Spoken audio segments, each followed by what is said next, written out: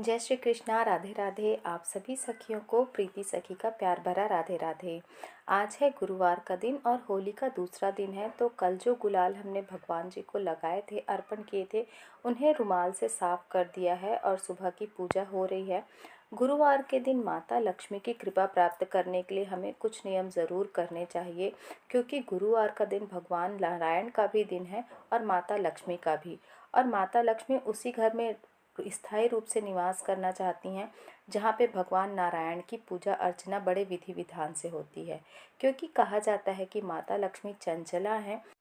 और अगर आप चाहते हैं कि आपके घर में माता लक्ष्मी का स्थायी रूप से वास हो, तो भगवान नारायण की पूजा उनके साथ ज़रूर करिए। तो सुबह की जो घर की पूजा है मंदिर में मैंने कर ली है। अब इसके बाद जो दहलीज पूजन होता है उसके लिए मैं पहले बाहर में जो हमारे मेन गेट है जहाँ पे, वहाँ पे मैं रंगोली ज़रूर बना लेती हूँ। तो हमेशा कुछ नया डिज़ाइन बनाने की कोशिश करती हूँ। और देखिए, जब हम रंगोली बनाते हैं तो हमारा जो मेन गेट है, जो मुख्य द्वार है, वो इतना सुंदर दिखता है कि मैं अपनी बात बता रही हूँ, मुझे तो ऐसा लगता है कि कुछ देर खड़े होकर ज़रूर देखूँ। तो जहाँ पे जो चीज़ हमें अच्छी लग रही है, हमें अट्रैक्ट कर रही है, तो भगवान को भी, जब हमारे घर के सामने से जब भगवान भी गुजरेंगे तो उन्हें भी यहाँ पे 2 मिनट तो रुकने का मन करेगा ही। तो अपना मुख्य द्वार हमेशा इस तरीके से सजा कर रखिए कि चाहे कोई कोई मेहमान आए या भगवान आपके घर में आने को उनकी इच्छा हो ही जाए। तो बस इस तरीके से मैं यहाँ पे अपनी जो मुख्य द्वार है, जो दहलीज है, उसे सजा देती हूँ और एक लोटे में कलश में जल भर के फूल डाल के ज़रूर रखती हूँ। तो पूजा मैंने पूरी कर ली है और अब मैं अपने लिए चाय बनाऊंगी। और सुबह का जो प्रकाश होता है, जो सूरज की जो रोशनी होती है, उसमें घर में आने से हमारे घर का जो माहौल है, जो इन्वायरमेंट है, वो काफ़ी अच्छा हो जाता है। इसलिए सुबह जब मैं पूजा करती हूँ उसी समय मैं सारे पर्दे वगैरह खोल देती हूँ, ताकि सूरज की जो रोशनी है वो पूरी तरीके से हर कमरे में जा सके। और बस अब बाल बांध लिए हैं मैंने, और अब मैं अपने लिए चाय बना लूँगी, क्योंकि बाल खुले रहते हैं तो ऐसा भी कहा जाता है कि खुले बाल, जिस घर में महिलाएं घूमती रहती हैं खुले बाल करके, वहाँ माता लक्ष्मी आना पसंद नहीं करती। और नॉर्मल तरीके से भी देखा जाए तो बाल अगर खुले रहते हैं तो यहाँ वहाँ गिर जाते हैं और फिर वो खाने में आ सकते हैं या इधर उधर, तो अच्छा भी नहीं लगता। और गुरुवार के दिन, क्योंकि ये गुरुवार का दिन है, भगवान बृहस्पति का भी दिन होता है और विष्णु भगवान की भी इस दिन पूजा होती है।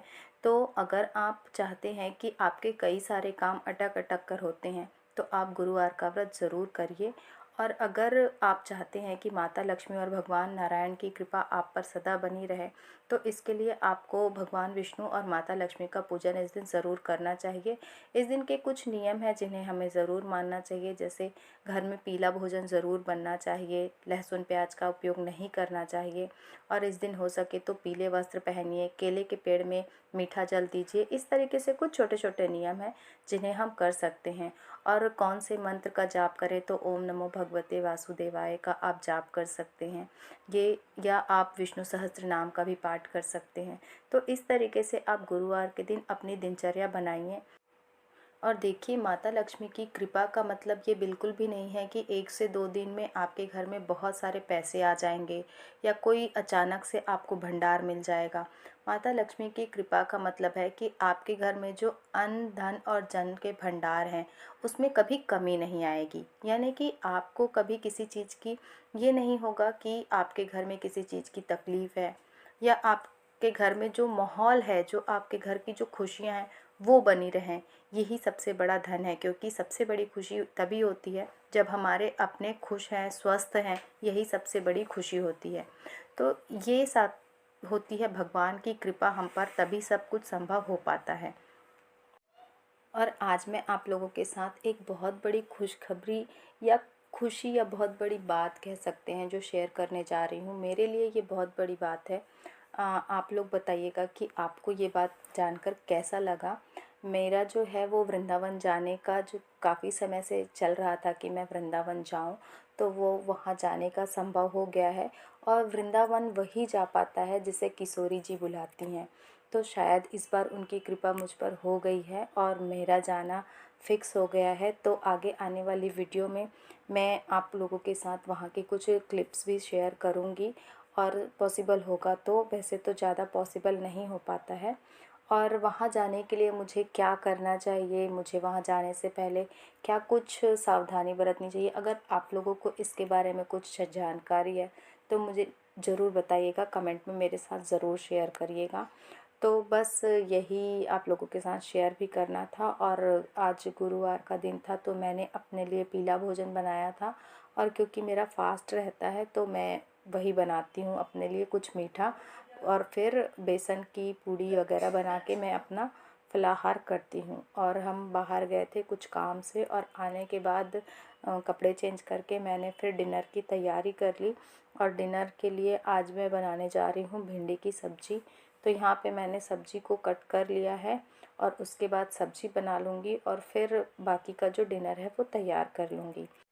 और कमेंट में मुझे ज़रूर बताइएगा कि मेरे लिए जो भी वहाँ पे जाके जो भी मेरे लिए सही होगा, मुझे वहाँ पे किस तरीके की दिनचर्या करनी चाहिए। ये सब चीज़ें अगर आप मेरे साथ शेयर करेंगे तो मुझे बहुत अच्छा लगेगा। तो ये थी आज की वीडियो। अगर वीडियो अच्छी लगी तो वीडियो को लाइक करिएगा, और इसी तरीके की और वीडियो के लिए हमारे चैनल को सब्सक्राइब ज़रूर करिएगा। मिलते हैं एक और नई वीडियो में, तब तक के लिए जय श्री कृष्णा, राधे राधे।